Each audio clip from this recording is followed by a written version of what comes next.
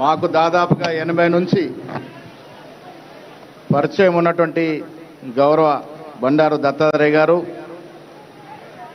రాష్ట్ర గవర్నర్ గారు విష్ణుదేవ్ వర్మ గారు, కేంద్ర మంత్రివర్యులు కిషన్ రెడ్డి గారు, వివిధ రాష్ట్రాలకు చెందినటువంటి గవర్నర్ మహాశయులు, రాష్ట్ర అసెంబ్లీ స్పీకర్ ప్రసాద్ గారు, మంత్రివర్యులు శ్రీధర్ బాబు గారు, పొన్నం ప్రభాకర్ గారు, పెద్దలు కేశవరావు గారు, ఇప్పటి వరకు ఇక్కడుండి మిమ్మల్ని ఉద్దేశించి ప్రసంగించిపోయినటువంటి మాన్య ముఖ్యమంత్రి రేవంత్ రెడ్డి గారు, బీజేపీ సీనియర్ నాయకులు లక్ష్మణ్ గారు, అరుణ గారు,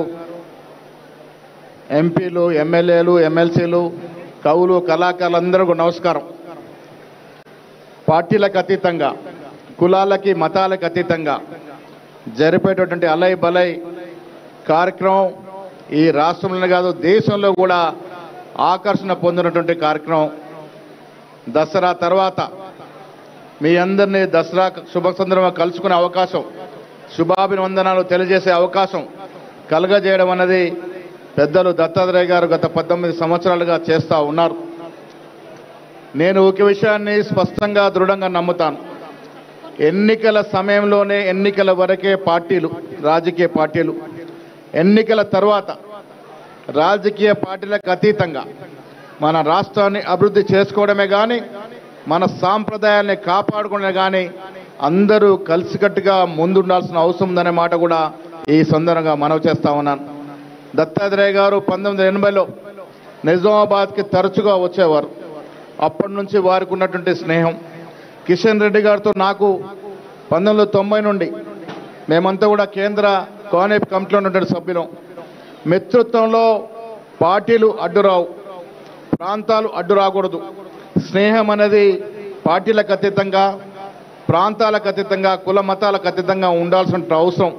దానివల్లే మన సమాజం ముందుకు పోయేటువంటి అవసరం ఉంటుందనే మాట కూడా ఈ సందర్భంగా మనవి చేస్తూ ఉన్నాను.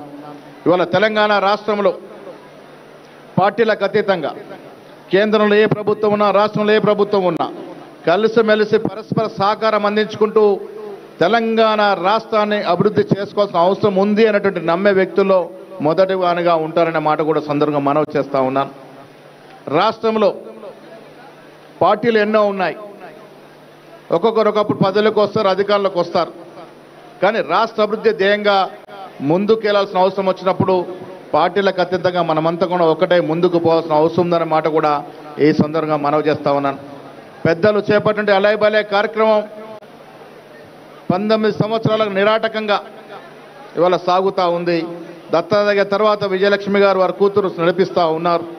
ఈ కార్యక్రమం ఎల్లప్పటికీ కొనసాగాలి. పార్టీలు మతాలకి దూరంగా పరస్పర స్నేహభావంతో ముందుకు పోవాలని ఆకాంక్షిస్తూ పెద్దలు దత్తాత్రేయ గారి బృహత్తరమైన కార్యక్రమాన్ని నిర్వహిస్తున్న సందర్భంగా వారికి మనస్ఫూర్తిగా అభినందన తెలియజేస్తూ మీ అందరికి కూడా, మీ ద్వారా రాష్ట్ర ప్రజలందరికీ కూడా దసరా శుభాకాంక్షలు తెలియజేస్తూ సెలవు తీసుకుంటా ఉన్నాను. జై హింద్.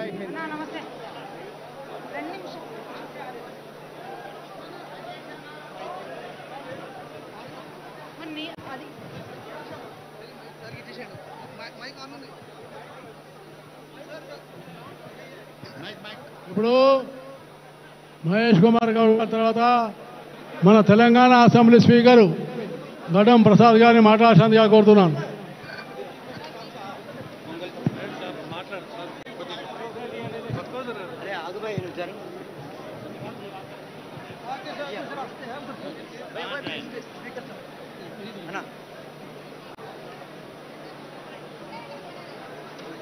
గౌరవనీయులు పెద్దలు ఓబీసీ నేషనల్ ప్రెసిడెంట్, రాజ్యసభ సభ్యులు